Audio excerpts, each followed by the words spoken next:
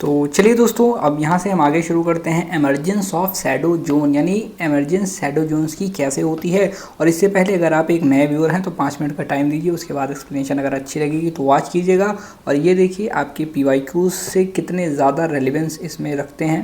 ये देखिए geography NCERT, और यहाँ पे आप क्वेश्चन देख सकते हैं। डायरेक्ट 2024 में आपके क्वेश्चन आए हुए हैं। इधर देखिए लॉन्ग वेव रेडिएशन हो गई, फिर नॉर्थ अटलांटिक ड्रिफ्ट, तो ये जनवरी आइसोथर्म्स, यानी ये देखिए पूरा का पूरा आप अपनी स्क्रीन को ऑफ कर लीजिए, वीडियो को पॉज करके आप देख सकते हैं। शुरू करते हैं। Earthquake wave get recorded in seismographs located at far location. तो मैंने अभी आपको बताया ना कि सिस्मोग्राफ कैसे काम करता है, कि मान लीजिए आप लेटे हुए हैं, अब आपके भाई ने बता दिया कि मम्मी ये तो मुझको मार रहा है नीचे नीचे से, कब से धक्का दे रहा है, तो आपकी मम्मी देख रही हैं। वैसे ही सिस्मोग्राफ देखता रहता है, अब आप उसकी एक्टिविटी को, मम्मी जैसे आपकी एक्टिविटी को देख रही हैं, वैसे अब वो सिस्मोग्राफ जो है वो एक्टिविटी को देख रहा है। अब जहाँ कहीं भी जहाँ फोकस पॉइंट होगा, जहाँ आपने थोड़ा सा ऐसा उसको पुश किया और वो एपिसेंटर क्रिएट हुआ, उसको चोट लग गई, तो वो मम्मी को बताएगी या मम्मी खुद देख लेंगी। However there exist some specific areas, लेकिन यहाँ पर कुछ ऐसे स्पेसिफिक एरियाज होंगे जहाँ पे the waves are not reported, वहाँ पे वेव्स रिपोर्ट नहीं होंगी। वहाँ अब ऐसे छुप के, अब मम्मी ऐसे देख रही हैं, अब ऐसा हो गया कि आप ऐसे पीछे गए, मम्मी इधर देख रही हैं, कुछ काम करने में बिजी हो गई, और आप आराम से चोरी से मार दिए नीचे से, तो उसमें क्या होगा कि मम्मी नहीं देख पाएंगी। ऐसा कुछ हमारे इस सिस्मोग्राफ के साथ भी होता है। तो such a zone is called shadow zone, और उसी जोन को हम शैडो जोन कहते हैं। जैसे अब आप धूप में खड़े होते हैं, आप धूप में खड़े हुए तो आप देखेंगे कि यहाँ पे चारों तरफ आपको पहले लाइट देखने को मिलेगी। जो आपकी धरती है, जो ज़मीन है, उस पर लाइट मिलती है। लेकिन जब आप उसके आगे खड़े हो जाते हैं, हाँ ये देखिए अब इस यहाँ पे अभी पूरा लाइट आपको नज़र आ रही है। अब जैसे मैं यहाँ पे ऐसे अपना हाथ लगा दिया, अब देखिए यहाँ से लाइट गायब हो गई, तो क्या लिखा है अभी आपको एकदम अंधेरे अंधेरे में दिखेगा, तो लाइट भी मिल जाती है। एग्जाम्पल हो गया आपका।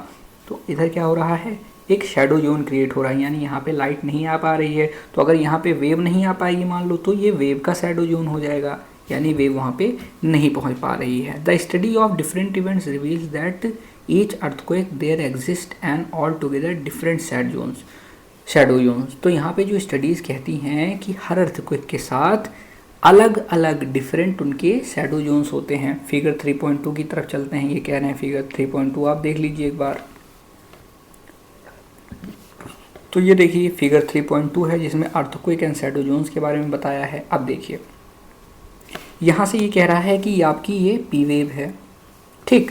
अब पी वेव यहाँ पे आई, और पी वेव ये देखिए रिसीव्ड हियर, यहाँ पे रिसीव हुई, मतलब ये यहाँ से निकल रही हैं पी वेव्स, यहाँ पे आई कोर से।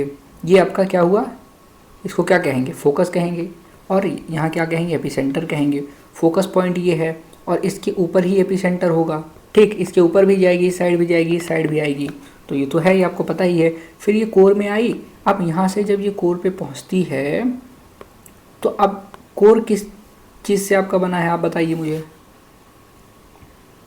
कोर आपका किस चीज़ से बना होता है, सॉलिड है या मेटल है या मैग्मा है, आप बताइए कमेंट करके। तो यहाँ से ये आपकी, तो ये देखिए फिगर में यहाँ से आपकी ये वेव्स आई, और ये वेव्स इधर को गई। फिर ये वेव्स जो हैं यहाँ से इस पाथ पे चली जाती हैं, यहाँ से रिफ्रैक्ट हो गई, यहाँ से रिफ्रैक्ट हो गई, फिर यहाँ से इसकी डायरेक्शन थोड़ी थोड़ी चेंज हो गई। लेकिन एक ऐसी जगह यहाँ पे बनी जिसको पी वेव कहते हैं, पी वेव का शॉर्ट शैडो जोन कहते हैं। अब ऐसा यहाँ पे क्यों हुआ, वो अब अच्छे तरीके से मैं आगे आपको समझाऊंगा। यहाँ पे और एक चीज़ देखेंगे, एस वेव आती है, और एस वेव क्या है, एस वेव का शैडो जोन है, जिसको हम क्वेक कहते हैं। फिर यहाँ से इधर आई, इधर आई, इधर आई, इधर आई, इधर इधर इधर और इधर इधर इधर। अब शैडो वेव्स आपकी क्या होती हैं, ये एस वेव्स मतलब सेकेंडरी वेव्स जो होती हैं आपकी, ये सेकेंडरी वेव्स किस मीडियम में ट्रैवल करती हैं, ओनली सॉलिड मीडियम में। और सॉलिड मीडियम इसमें आपको कहाँ मिल रहा है, यहाँ सॉलिड, यहाँ से ये आ रही हैं, नहीं आ रही हैं, क्यों, क्योंकि यहाँ पे सॉलिड मीडियम नहीं है। और जो भी आ रही हैं तो इस साइड से चली गई, because here is the magma.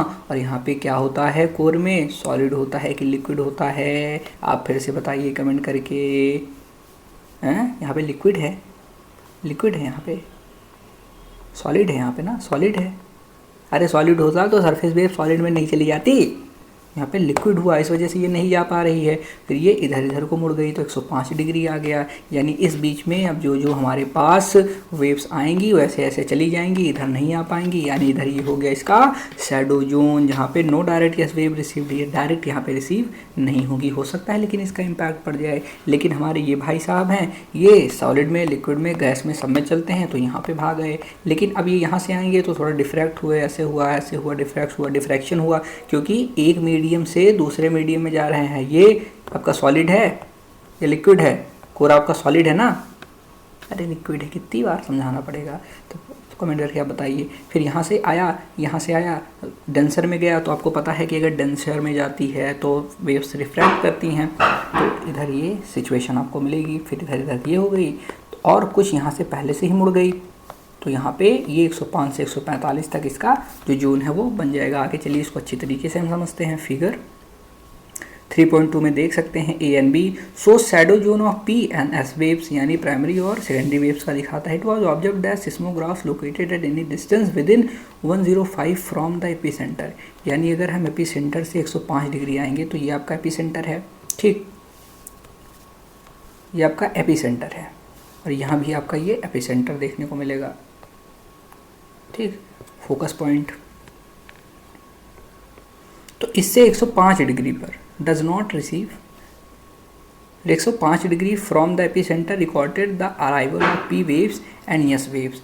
यानी यहाँ पे 105 डिग्री तक एस वेव्स और पी वेव्स दोनों आएंगी। However the seismograph located beyond 145, लेकिन अगर 145 से जाएंगे आगे एपीसेंटर के तो record the arrival of P wave but not the S wave. यहाँ पे देखिए, यहाँ से यहाँ तक आए तो दोनों आई, 105 तक यहाँ पर दोनों आ गई, आपकी एस वेव भी आई, आपकी पी वेव भी आई। देखिए 105 यहाँ पे लिखा गया है, 105 पी भी 105 पे आई है, एस भी 105 पे आई है। लेकिन अब यहाँ पे क्या होता है, उसके आगे जाएंगे 145 तक आपकी एस वेव, ये पी वेव नहीं होगी, और यहाँ से आपकी फिर से स्टार्ट हो जाएगी 145 से, पर आपकी एस वेव पूरा में नहीं होगी। तो यही चीज़ एक्सप्लेन करने की कोशिश कर रहा है। The seismograph located beyond 145 from epicentre, जो सिस्मोग्राफ है जो कि लोकेटेड है beyond 145 from the epicentre, record the arrival of P wave, वो रिकॉर्ड करता है किसके अराइवल को, पी वेव के अराइवल को, but not the S wave के अराइवल को रिकॉर्ड नहीं करता। दस the zone between 105 and 145 from epicenter was identified as shadow zone for both types of waves। यानी यहाँ पर अब एक जगह ऐसी आई जहाँ पे दोनों में से कोई भी नहीं जा पा रही। कहाँ, यहाँ 145 से लेकर के 105, ना यहाँ एस आ रही है ना यहाँ पे पी आ रही है। तो अगर ये आपसे पूछेगा कि कौन कौन सा जोन जहाँ पे दोनों ना पहुँच पाएँ, तो 104 से लेकर के 145 के बीच में ये दोनों आपकी नहीं पहुँच पाती हैं। तो ये आपके लिए सबसे ज़्यादा इंपॉर्टेंट लाइन है इन सब में, ठीक है। अब क्या होता है, the entire zone beyond 105 does not receive S wave, secondary wave वहाँ पे नहीं आती हैं। The shadow zone S wave is much larger, तो शैडो जोन हमने देखा कि ज़्यादा बड़ा होता है आपके प्राइमरी वेव से। उसका रीज़न ये भी है कि बीच में आपका आ जाता है लिक्विड, और लिक्विड में आपकी एस वेव, सरफेस वेव्स सिर्फ सरफेस पे जो हमें दिखती हैं वो लिक्विड में नहीं चल पाती, वो केवल एस से सॉलिड, एस से सरफेस सॉलिड में चलती हैं, much larger than P waves. And the shadow zone of P wave appears as band around the earth between 105 से 145 के बीच में दिखता है।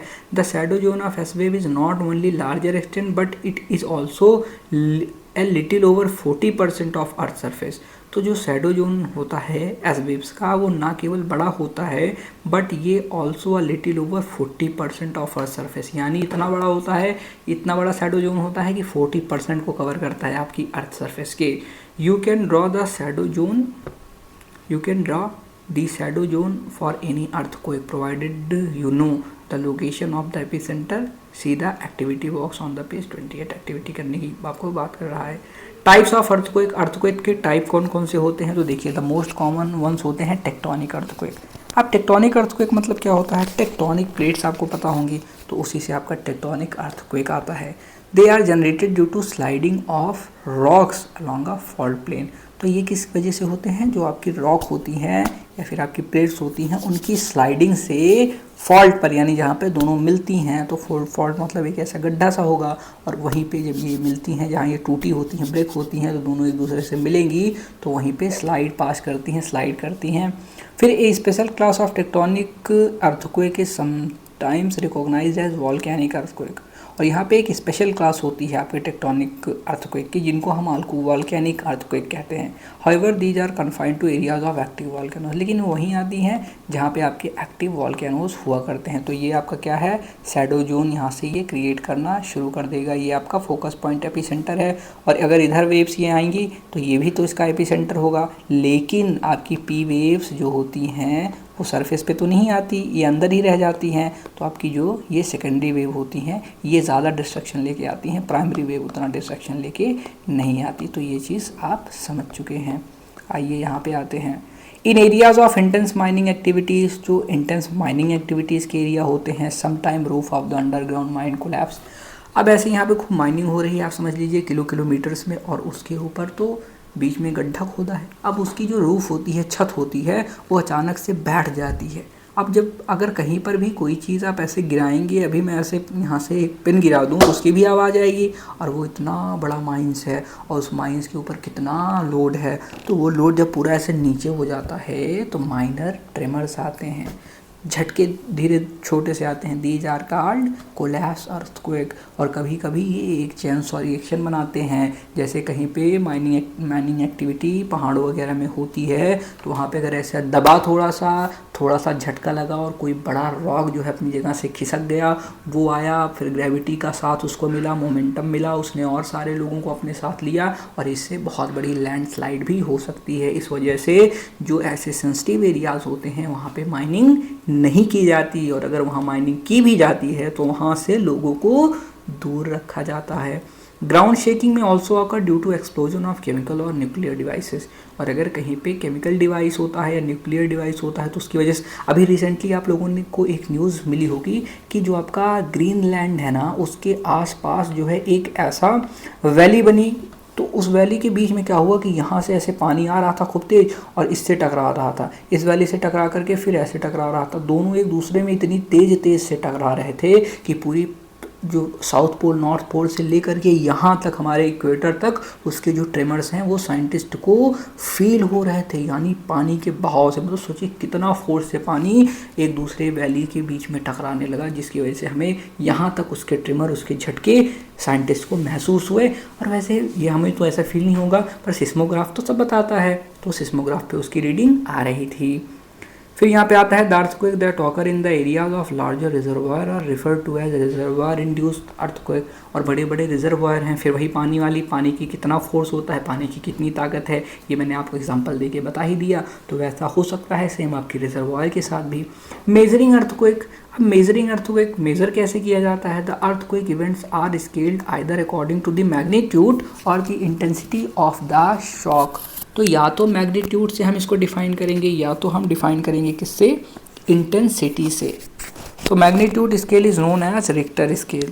तो जो मैग्नीट्यूड से हम देखते हैं, जो स्केल है मैग्नीट्यूड वाला, उसको हम रिक्टर स्केल कहते हैं, जो मैग्नीट्यूड नापता है। और the magnitude relates to the energy released during the quake. जो मैग्नीट्यूड है वो किससे रिलेट करता है? जो एनर्जी रिलीज हुई है अर्थक्वेक के टाइम में। The magnitude is expressed in numbers. तो ये 0 से 10 का एक नंबर होता है। जैसे आपने देखा कि यहाँ पे 4.1 रेक्टर स्केल का आया, 4.5 रेक्टर स्केल का, 5 का, 6 के ऊपर आया तो भाई साहब बहुत तबाही लेके आया, 6.5, 7, भाई साहब बहुत खतरनाक। The intensity scale is named after मरकाली। तो मरकाली के नाम पर ये रखा गया है, इटालियन सिस्मोलॉजिस्ट। तो ये इटालियन सिस्मोलॉजिस्ट थे मरकाली जी, इन्हीं के नाम पे रखा गया। The intensity scale takes into account the visible damage caused by the event. और ये जो इंटेंसिटी स्केल है takes into account the visible damage caused by the event. यानी यहाँ पर जैसे जैसे ये आगे बढ़ेगी वैसे वैसे हमें अपनी आँखों से विजिबल देखना पड़ेगा। और इसमें डिफरेंस एक का नहीं होता। जैसे यहाँ से 5 रेक्टर स्केल से हम 6 रेक्टर स्केल पे गए तो यहाँ पे 1 पॉइंट नहीं, डिस्ट्रक्शन उसका 10 पॉइंट होता है, यानी बहुत ज़्यादा इंटेंस, या 4 पॉइंट या 10 पॉइंट, ऐसे 10 टाइम्स डिस्ट्रक्शन आपको देखने को मिलेगा, यानी इतना ज़्यादा डिस्ट्रक्शन होता है।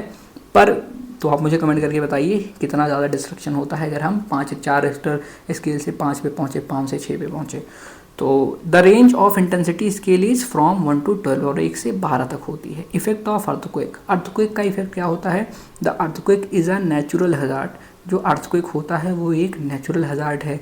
द फॉलोइंग और the immediate hazardous effect of the earthquake, और अगर ये आता है तो क्या होता है? ग्राउंड शेकिंग होती है, डिफरेंशियल ग्राउंड सेटलमेंट होता है, लैंड एंड मड स्लाइड्स आती हैं, सॉइल लिक्विफैक्शन होता है, ग्राउंड लर्चिंग हो जाती है, ग्राउंड मतलब ग्राउंड आपका ज़मीन लर्च कर जाती है, एवलांचेस आ जाते हैं, ग्राउंड डिस्प्लेसमेंट हो जाती है, ग्राउंड अस्त व्यस्त हो जाती है, डिस्प्लेस हो जाती है, फ्लड जो होते हैं from dam and leave failures होते हैं, जो फ्लड आ जाती है, डैम्स फेल कर जाते हैं, आपके डैम टूट जाएंगे, जब पानी ऐसे ऐसे होगा तो डैम टूट जाएंगे, फायर्स लगती हैं, फायर्स कैसे लगेंगी? हो सकता है कुछ टकराए, आपस में फ्रिक्शन क्रिएट करे, फायर्स हो गई, स्ट्रक्चरल कोलैप्सेस हो जाते हैं, जो हमारी इंफ्रास्ट्रक्चर डेवलपमेंट है वो कोलैप्स कर जाएगा, फॉलिंग ऑब्जेक्ट गिर जाते हैं, सुनामी आने का खतरा बढ़ जाता है। क्यों?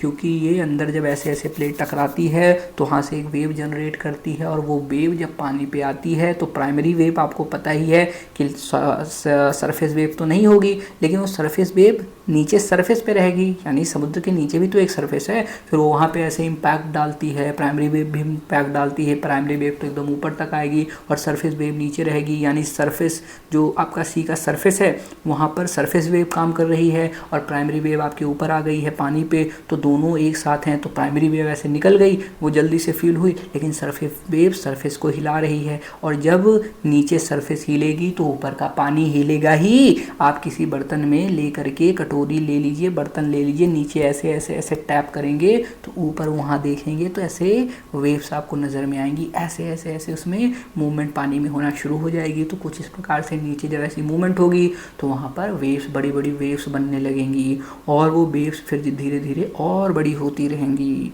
ठीक, अब यहाँ पे आगे देखेंगे, the first 6 listed above have some bearing upon landforms, जो पहले 6 हैं इनका कुछ ना कुछ इम्पैक्ट जरूर पड़ेगा, while other may be consider the effect of causing immediate concern to the life and properties of the people, और इसमें से कुछ और पहला तो डायरेक्ट लैंडफॉर्म पर इफेक्ट डालता है, बाकी वाले लाइफ और प्रॉपर्टी ऑफ पीपल पर ये इफेक्ट डालते हैं। The effect of tsunami would occur only if the AP centre of trimmer is below oceanic water, तो जो एपी सेंटर है ट्रिमर का अगर वो बिलो है किसके? ओशनिक वाटर के, तभी ये पॉसिबल है। क्या पॉसिबल है? यहाँ पे सुनामी जनरेट होना। तो जैसे मैंने आपको बताया कि यहाँ पे फोकस पॉइंट है, यहाँ एपी सेंटर बन रहा है, तो ये सरफेस ऐसे ऐसे वाइब्रेट करी, इसके ऊपर का पानी भी ऐसे ऐसे करने लगेगा, तो ये हो जाती है। And the magnitude is sufficiently high, और जो मैग्नीट्यूड हो सफिशिएंटली इतना ज़्यादा हाई हो कि इतने मास का पानी है। अब आप मान लीजिए नीचे से ऐसे मार रहे हैं और वो हाथी जैसा पानी है और उसको कुछ लगेगा ही नहीं। अब ऐसे ही आप समुद्र में जाइए, आप नदी के किनारे जाके ऐसे ऐसे उसको फूंकिए, इतना ही पानी आपका हिलेगा, और आप खोरे कटोरे में पानी लेकर के उसको फूकेंगे, बहुत सारा पानी हिलेगा, यानी उसमें मैग्नीट्यूड इतना होना चाहिए कि जितना उसको हिला सके। अब आप के पास जितनी ताकत होगी उतनी ही तेज तो आप उठाएंगे। And magnitude is sufficiently high, tsunamis are waves generated by the tremors, और सुनामी जो वेव्स होती हैं वो जनरेट होती हैं ट्रिमर से, and not an earthquake in itself, ये अर्थक्वेक से खुद से नहीं होती हैं। जब ये ट्रिमर झटके आते हैं तो वहाँ पे जनरेशन होता है। फिर the actual quake activity last for a few second, तो यद्यपि जो क्वेक होती है उसकी एक्चुअल जो एक्टिविटी होती है वो कुछ सेकंड की होती है। It affects the devastating providing the magnitude of the quake is more than 5 Richter scales, और वो डिवास्टेटिंग तब हो जाती है जब मैग्नीट्यूड आपका 5 से ज़्यादा होता है रेक्टर स्केल पे। तो a view of destruction caused by the tidal waves Marina Beach India में हमें देखने को मिल जाएगा।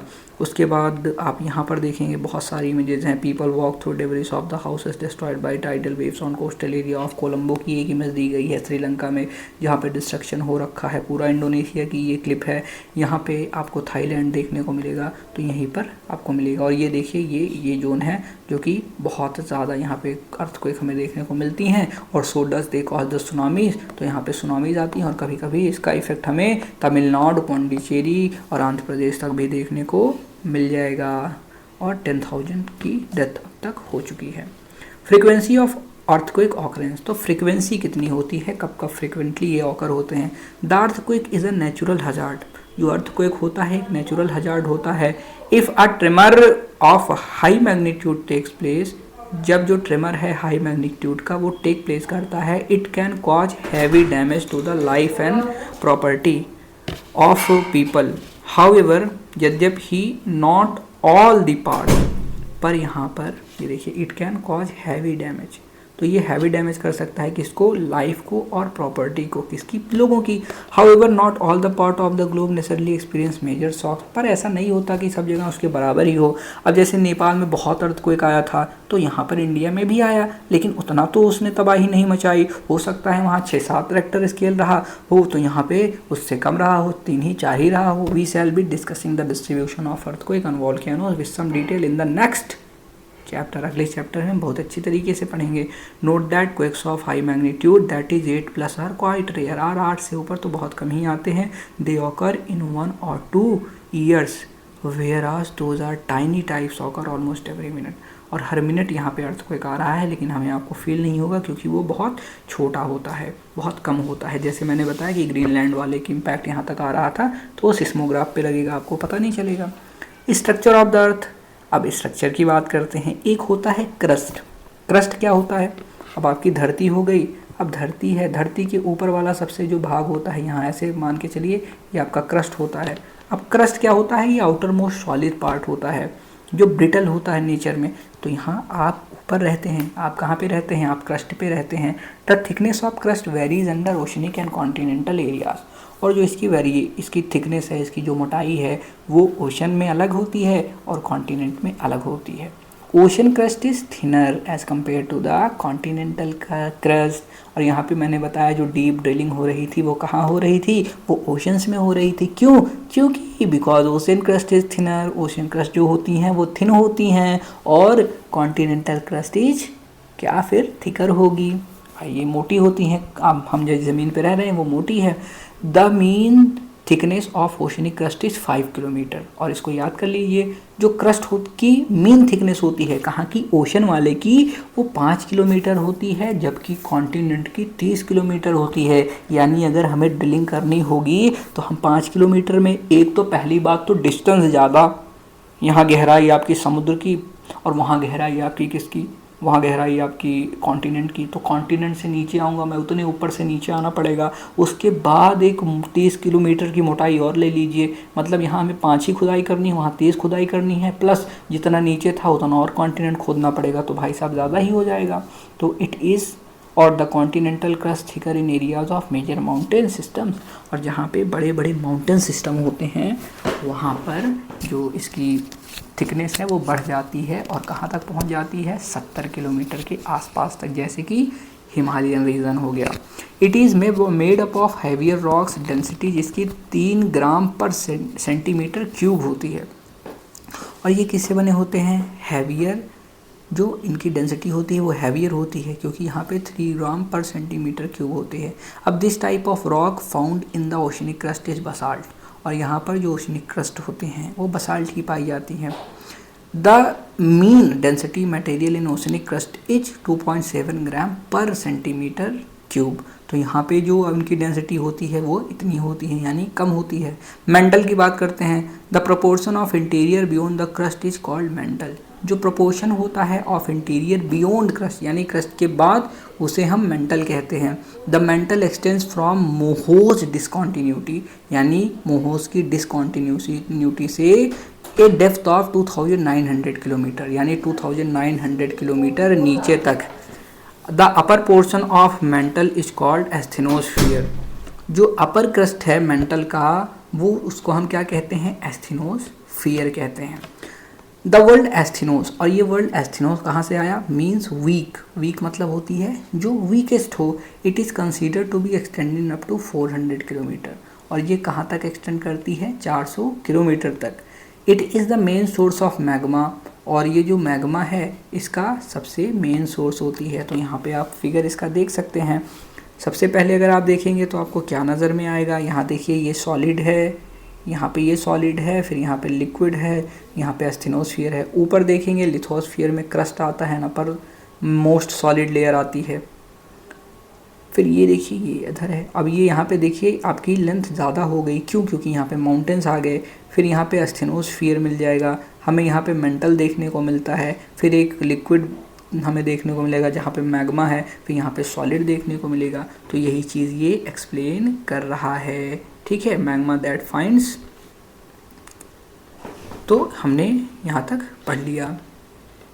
अब आइए आगे बढ़ते हैं। Its way to the surface during volcanic eruption, it has density higher than the crust, और इसकी जो डेंसिटी होती है वो क्रस्ट से हायर होती है, जो कि होती है 3.4 ग्राम पर centimetre cube.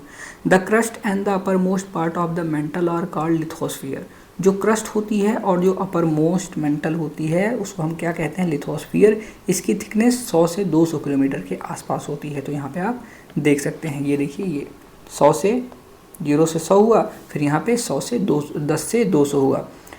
The lower mental, अब ये एक अपर मेंटल होगा, एक लोअर मेंटल होगा, इसको भी फर्दर डिवाइड कर दिया गया है। तो यहाँ पे जो लोअर मेंटल होगा दोस्तों, वो देखिए एक्सटेंड करता है बियॉन्ड द एस्थेनोस्फीयर, वो एस्थेनोस्फीयर के बियॉन्ड एक्सटेंड करता है। और ये किस फॉर्म में होता है? ये सॉलिड स्टेट में होता है। कोर की बात करते हैं। एज इंडिकेटेड अर्लियर, जैसा कि हमें पहले बताया गया है, the earthquake wave velocities helped in understanding the existence of core of the अर्थ। तो उन्होंने हमें क्या बताया कि कोर ऑफ द अर्थ की एग्जिस्टेंस के बारे में हम कैसे पता चले, और जो अर्थक्वेक वेव वेलोसिटीज हैं उन्होंने हमें ये अंडरस्टैंड करने में मदद करी है। The core mantle boundary is located at depth of 2900 kilometre. जो कोर मेंटल बाउंड्री है इज़ लोकेटेड, वो लोकेटेड है 2900 किलोमीटर की डेप्थ पे, और जो आउटर कोर है वो लिक्विड स्टेट में है, while the inner core is in solid state. तो यहाँ भी आप देख सकते हैं लिक्विड है और सॉलिड है, दो हमें देखने को मिल रहा है। तो यहाँ पे बहुत समझने वाली बात नहीं है, एक फिगर देख लेंगे, वो सारी चीज़ें वही बार बार एक्सप्लेन कर रहा है, वही लेंथ बता रहा है, ब्रेड्थ बता रहा है, कोई इसमें बहुत बड़ा कॉन्सेप्ट है नहीं, तो इसको आप इजीली अंडरस्टैंड कर सकते हैं। इसमें बहुत ज़्यादा दिमाग लगाने की ज़रूरत नहीं है, छोटा सा फिगर देख लीजिए, उसमें मार्किंग कर लीजिए, बस वही ऊपर नीचे ये बार बार कह के बता रहे हैं। द डेंसिटी ऑफ, और जितना नीचे जाएंगे उतना डेंसिटी बढ़ती जाएगी, जितना ऊपर जाएंगे उतनी डेंसिटी कम होती जाएगी, बस ये चीज़ याद रखिएगा। The density of material at the mantle core boundary is around 5 ग्राम। अब यहाँ पे देखिए, यहाँ पे 5 ग्राम हो गया, और तभी इससे कम था 3.4 ग्राम था, इससे ऊपर थे तो 2.7 ग्राम के आसपास था। तो यही चीज़ है, डेंसिटी आपकी बढ़ती जाएगी। और at the centre of the earth 6300 kilometre, और जब हम सेंटर पे पहुंच जाएंगे डेंसिटी 13 ग्राम पर सेंटीमीटर क्यूब हो जाएगी। तो the core is made up of very heavy material mostly constituted by nickel and iron, और अंदर वो आयरन या निकल से बना होता है। समटाइम इसको हम क्या कहते हैं? निफे, यानी निकल और फेरस। निफे किसको कहते हैं? जिसमें निकल हो और फेरस हो। निकल आपका एक धातु है, फेरस मतलब आयरन होता है। वॉल्केनो एंड वॉल्केनिक इरप्शन, और इसमें से आपका एक क्वेश्चन आया हुआ था आपके प्रीलिम्स में। तो you may have seen photographs of pictures of volcano on a number of occasions. A volcano is a place where gases, acids and और मोल्टन रॉक मटेरियल, जैसे कि लावा हो गया, वो स्केप करता है ग्राउंड से।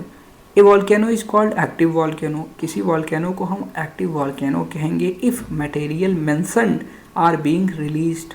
जो मटेरियल यहाँ पे बताए जा रहे हैं वो निकले out in the recent past, वो निकला हो, वहाँ से मैग्मा कभी निकला हो, तभी तो उसको एक्टिव हम कहेंगे। आप बड़े एक्टिव हैं क्योंकि आप पढ़ रहे हैं, जो नहीं पढ़ रहे हैं उनको हम क्या कहेंगे? पढ़ाई में एक्टिव नहीं हैं। ठीक यही बात है। The layer below the solid crust is mantle, और सॉलिड क्रस्ट के नीचे क्या होगा? मेंटल होगा। It has higher density than the crust. Obvious सी बात है, जितना नीचे जाएंगे डेंसिटी बढ़ जाएगी। The mantle contains a weaker zone called asthenosphere. लेकिन मेंटल में एक वीक जोन भी होता है जिसको हम एस्थेनोस्फीयर के नाम से जानते हैं। It is from this that the molten rock material find their way to the surface.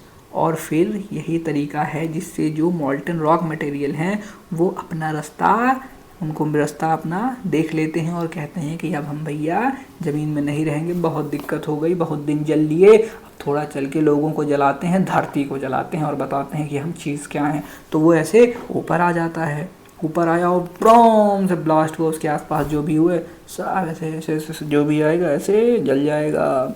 The material ऐसे, मुझे याद है कि एक बार एक ऐसे आते हैं ना ये जो बेचने उचने वाले, तो गांव में आया था एक आदमी, तो और मेरे नाना के पास आया बोला ये मैं एक लॉकेट लेके आया हूँ, ये लावा से बना है, जो लावा निकलता है अगर इसको आप ऐसे पहन लेंगे ना तो आप जो है ताकतवर बन जाएंगे।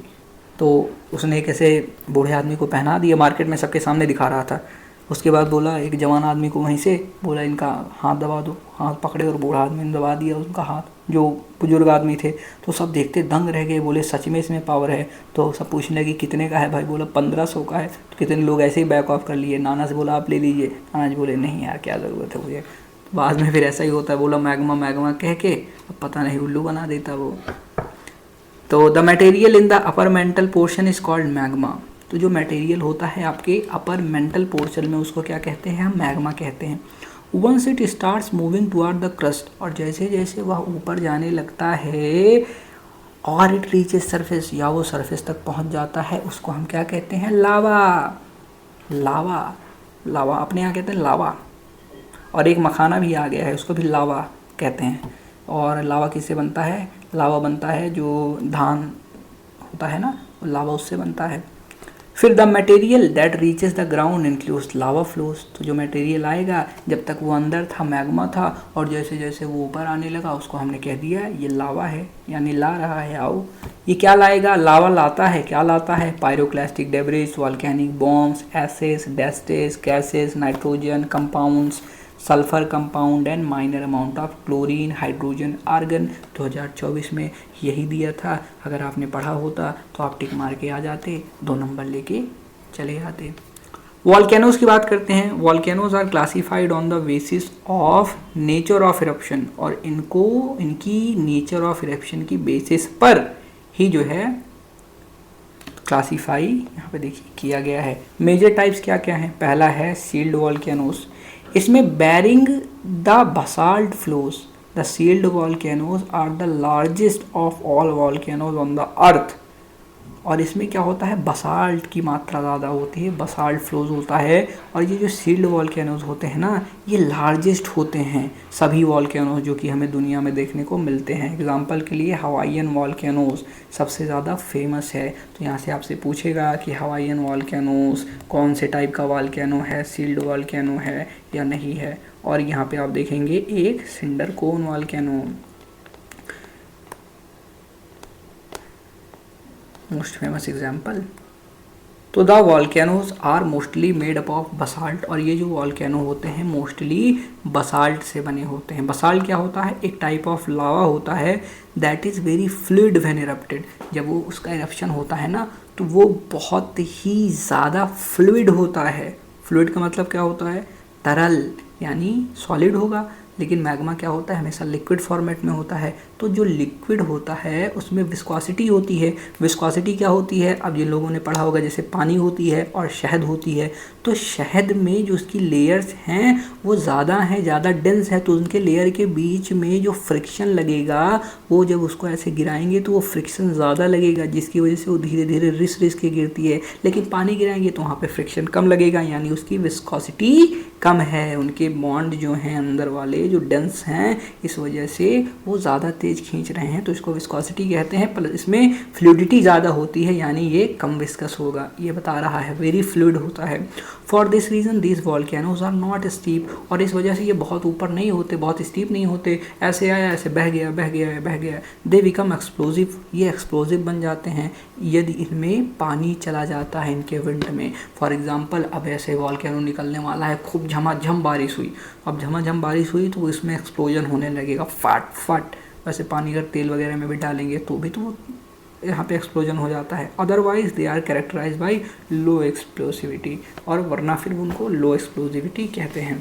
The coming lava moves in form of fountain, और ये जो लावा है फाउंटेन के फॉर्म में मूव करता है। And through out the cone at the top of the wind and develop into cinder cone, और एक सिंडर कोन बनाता है, जैसे कि आप यहाँ पे देख रहे हैं। ये देखिए, ये ऐसा कुछ ऐसे फॉर्मेशन इसका होता है। फिर आता है कंपोजिट वॉल्केनो। अब कंपोजिट वॉल्केनो क्या होता है, these volcanoes are characterised by eruption of cooler and more viscous lava. ये कूलर और ज़्यादा विस्कस लावा से इनका ये बने होते हैं या इनको कहते हैं ज़्यादा कूलर होते हैं और ज़्यादा विस्कस होते हैं। विस्कस मतलब ये फ्लूइड ज़्यादा नहीं होते, यानी ज़्यादा ये दूर नहीं जाएंगे। क्यों? क्योंकि अब ज़्यादा दूर तक बहेंगे कैसे, इनकी जो रफ्तार है वो भी स्लो होगी, और विस्कस हैं यानी ये जल्दी फिर धीरे धीरे जम भी जाएंगे। तो these volcanoes often result in explosive eruption, और ये ज़्यादा एक्सप्लोसिव होते हैं। Along with lava large quantities of pyroclastic material and acids find their way to the ground, और इनके साथ साथ बहुत सारे पायरोक्लास्टिक मटेरियल और एसिड्स आते हैं। और ये भी एक रीज़न हो सकता है कि इसकी विस्कोसिटी बढ़ गई हो, क्योंकि जिसमें जितना मटेरियल ज़्यादा होगा उतनी डेंसिटी उसकी ज़्यादा होगी, उतनी विस्कोसिटी ज़्यादा होगी। तो this material accumulate in the vicinity of the went opening, और ऐसा ही नहीं कि निकलने से पहले ही ये जमना शुरू कर देते हैं, leading to formation of layers. और यहाँ पर ये ऐसे निकलेंगे, कुछ वहाँ का अंदर ही कुछ जम जाएंगे, कुछ बाहर आके ऐसे लेयर के फॉर्मेशन में ऐसे ऐसे जमते जाते हैं। And this makes mount appear, और ये ऐसे बड़े बन जाते हैं और एक माउंटेन के रूप में ये लगने लगते हैं, जैसे कोई माउंटेन वगैरह यहाँ पे हमें देखने को मिल रहा है। तो कुछ ऐसे फॉर्मेशंस ये कर देते हैं कंपोजिट वॉल्केनोस। कैल्डेरा की बात करता हूँ। कैल्डेरा जो होते हैं, these are the most explosive of the earth volcanoes. जो कैल्डेरा होता है वो सबसे ज़्यादा एक्सप्लोसिव होता है अर्थ के वॉल्केनो में। तो यहाँ पे क्या होता है, these are the most explosive of earth volcanoes, they are usually so explosive, ये इतने ज़्यादा एक्सप्लोसिव होते हैं that they erupt, they tend to collapse, यानी जब ये इरप्ट, इतना ज़्यादा तेज इनका इरप्शन होता है ना कि खुद ही कोलैप्स कर जाते हैं ऑन देमसेल्फ, अपने ही ऊपर, यानी ऐसे आए खूब तेज से और खुद अपने ऊपर ही कोलैप्स कर जाते हैं। Rather than building any tall structure, तो ये होता है ना बहुत गुस्से में तुम मारने चले किसी और को और मार दिए, खींच के गुस्सा लगी इसके ऊपर और मार दिए दीवार में, भैया हाथ तुम्हारा ही टूट गया, आए थे दूसरे को नुकसान करने, तुम्हारा खुद नुकसान हो गया। Rather than building any tall structure, वो खुद ही कोलैप्स कर जाते हैं। जो कोलैप्स डिप्रेशन होती है उनको हम कैल्डेरास कहते हैं। और कैल्डेरास, भैया इनका मुंह देखना पड़ेगा यार हमें, कहाँ है बाबू नहीं दिख रहा है, दिए नहीं है, डर गए होंगे। दियर एक्सप्लोसिवनेस इंडिकेट्स दैट, इनका जो एक्सप्लोसिवनेस होता है वो इंडिकेट करता है that the magma chamber supplying the lava is not only huge but it is also close vicinity. और उनका एक्सप्लोसिवनेस ये दर्शाता है कि जो मैग्मा चैम्बर है जो सप्लाई कर रहा है लावा को, ना केवल वो बहुत बड़ा है पर बहुत विसिनिटी है, उसके अंदर ताकत है और वो बहुत ज़्यादा दूर नहीं होगा क्योंकि उसके अंदर पावर ज़्यादा है। भाई साहब वो भले ही नीचे है पर ऐसा होगा कि यहाँ पर उसकी जो तालमेल है, जो मात्रा है वो बहुत ज़्यादा है। ठीक, more than 50 metre.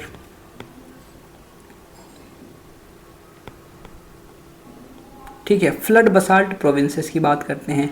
These volcanoes आउटपोर high, ये आउटपोर करते हैं high fluid lava that flows long distances. और वहीं मैं आपसे कह रहा था कि जितना ज़्यादा फ्लूइड होगा उतनी ज़्यादा लॉन्ग डिस्टेंसेस तक वो जाएगा, तो यही ये कह रहा है। Some part of the world are covered by thousands of square kilometre of thick basalt lava flows. और यहाँ पे देखिए कि कुछ ऐसे दुनिया के क्षेत्र हैं, ऐसे पार्ट्स हैं जहाँ पे 1-2 किलोमीटर, 10-20 किलोमीटर नहीं, हज़ारों किलोमीटर तक थिक बसाल्ट लावा के फ्लोज हमें मिलेंगे। There can be a series of flows which some follows attaining thickness of, और यहाँ पे सीरीज के फॉर्म में भी हैं, यहाँ एक के ऊपर एक लेयर बनी है, कभी अब हुआ बाद में हुआ, मोर देन 50 मीटर और 50 मीटर तक ये हो सकते हैं, यानी इतनी लेयर 50 मीटर तक की बनी है। इंडिविजुअल फ्लोज में extend for hundreds of kilometre, और जो एक इंडिविजुअल फ्लो होता है वो 100 किलोमीटर तक जा सकता है। जो डेक्कन ट्रैप है from India presently covering most of the Maharashtra plateau, और डेक्कन ट्रैप जो कि महाराष्ट्र प्लेट्यू में मोस्टली उसको कवर करता है, are much larger flood basalt province, और ये एक बहुत बड़ा फ्लड बसाल्ट प्रोविंस है। It is believe that initially the trap formation covered much larger area than present, और ऐसा माना जाता है कि शुरू में जो ट्रैप फॉर्मेशन है उसने बहुत बड़ी एरिया कवर की हुई थी अभी के कंपैरिजन में। Mid ocean ridges and volcanoes की बात करते हैं, एमओआर में देखेंगे हम। These volcanoes occur in oceanic areas, ये जो वॉल्केनो होते हैं ये कहाँ ऑकर होते हैं, ओशनिक के एरियाज में ऑकर होते हैं। There is a system of mid ocean ridges जहाँ पे ridges more than 70,000 kilometre long, और ये 70,000 किलोमीटर लॉन्ग है। That stretches through all ocean basins, जो कि सभी ओशन बेसिन्स के थ्रू स्ट्रेच हुआ है, यानी उसकी प्रेजेंस है। The central portion of this reach experiences frequent eruption, और इस रीच का जो सेंट्रल पोर्शन होता है वहाँ हमें फ्रीक्वेंट इरप्शन देखने को मिलेंगी। We shall be discussing this in detail in next chapter, और हम इसके बारे में अगले चैप्टर में अच्छी तरीके से पढ़ने वाले हैं। अब बात करते हैं हम वॉल्केनिक लैंड फॉर्म्स की। तो वॉल्केनिक जो लैंड फॉर्म होते हैं दोस्तों, एक होता है इंट्रूसिव फॉर्म। तो the lava that is release during volcanic eruption, यानी ऐसा लावा जो कि वॉल्केनिक एरप्शन से निकलता है on cooling develop into igneous rocks. तो यहाँ पे इग्नियस रॉक्स में वो कन्वर्ट हो जाता है। The cooling may take place either on reaching the surface और also while the lava is still in crystal portion. या तो ये सरफेस पे आया तभी कूल हो गया, या फिर जैसा कि मैंने पहले बताया कि ऐसे अंदर है, अब यहाँ से निकलने की कोशिश कर रहा है, तो हो सकता है ये क्रस्ट के पास ही अंदर ही जम जाए। डिपेंड करता है लोकेशन क्या है कूलिंग की, इग्नियस रॉक और उनकी लोकेशन के हिसाब से फिर उनको फर्दर डिवाइड किया गया है। जैसे volcanic rock cooling at the surface, वैसी रॉक जो कि सरफेस पे आकर के कूल होती हैं उनको हम क्या कह देते हैं, वो हमारी वॉल्केनिक रॉक हो जाती हैं। प्लूटोनिक रॉक क्या होती हैं, कूलिंग इन द क्रस्ट, यानी क्रस्ट के अंदर जो होती हैं प्लूटोनिक उनको कहते हैं। और फिर the lava that cools with in the crystal portion assume different forms, और ये डिफरेंट फॉर्म्स की होती हैं। कौन सी, जो कूल होती हैं विद इन क्रिस्टल पोर्शन, यानी पोर्शन के क्रिस्टल पोर्शन के अंदर। तो these forms are called intrusive forms, और इंट्रूसिव फॉर्म इनको हम कहते हैं। देखिए एक एक्सट्रूसिव से आप एक्सटर्नल, इंट्रूसिव मतलब इंटरनल, यानी ये इंटरनल है तो इंट्रूसिव है। Some of the forms are shown is in figure 3.5। तो यहाँ पे चलिए अच्छी तरीके से हम पढ़ते हैं। देखिए अब यहाँ पे बैथोलिथ है, ठीक, यहाँ से एक आ रहा है। अब ये डाइक है, डाइक क्या है, यहाँ से एक लेयर में दूसरी लेयर में यहाँ पे चली गई है, क्या है, ये लावा है। फिर लैकोलिथ बनता है। लैकोलिथ क्या है, यहाँ से आया और यहाँ से एक डाइक बनाई इसने, लेकिन फिर ये डाइक ऐसे रुकी नहीं, ये और आगे चली गई और यहाँ पर इसने फिल कर दिया, जिसमें माउंट लाइक स्ट्रक्चर इसने बना दिया है। तो इसको हम क्या कहेंगे, इसको हम लैकोलिथ कह देते हैं। उसके बाद फिर क्या आता है, फिर यहाँ पे आए, ऐसे ऐसे आए, अब इधर भी गई और इधर भी गई, फिर ये ऊपर जाने लगी, जो कि एक कंपोजिट वॉल्केनो का फॉर्मेशन कहती है। तो यहाँ पे आप देखेंगे सिल का निर्माण कर रही है। और इधर देखेंगे तो फिर यहाँ से ऊपर गई, यहाँ पे एक और साइड में घुस गई, तो आप बताइए ये क्या कहेंगे। फिर यहाँ ऊपर आएंगे तो एरोडेड लैकोलिथ है। तो ऐसे कुछ यहाँ पे हमें देखने को मिल रहा है। एस फ्लो होगी। ऊपर देखेंगे तो कंपोजिट वॉल्केनो है, लावा में मेसा है, सेंडर कोन है, लावा प्लेटू यहाँ पे मिलेगा, ash cone with volcanic dome यहाँ पे ये है, volcanic neck with radiating dike. अब इसको देखिए कैसे है, ये किस फॉर्मेशन में ऐसे बनाया गया है। Caldera with cinder cone fold, और ये कैल्डेरा है, ऐसे बनाया गया है। एस फ्लोस, यहाँ पे एस आती हैं। फिगर 3.5 हो गया हमारा। अब बैथोलिथ की बात करते हैं हम। बैथोलिथ क्या होती है, बैथोलिथ है large body of magnetic material. एक लार्ज बॉडी होती है मैग्नेटिक मटेरियल की। तो यहाँ पर आपको एक्टिविटी जो दी गई है वो भी देख सकते हैं। Batholith large body of magnetic material that cools in deeper depth, जो कि डीपर डेप्थ में कूल होती है। कहाँ पे, of the crust, develop in form of larger dome. ये बड़े बड़े डोम्स बनाती हैं, जैसे कि मैंने आपको दिखाया। They appear on the surface only after the denudational process, और जब ऊपर से सर्फेस डिनंडेट हो जाएगी, यानी यहाँ पे इरोजन वगैरह हो जाएगा, तभी ये समझ में आएंगी। रिमूव ओवरलाइंग मटेरियल, यानी ऊपर वो वाले ओवरलाइंग मटेरियल हट जाएंगे। They cover large areas and at time assume depth that may be several kilometres.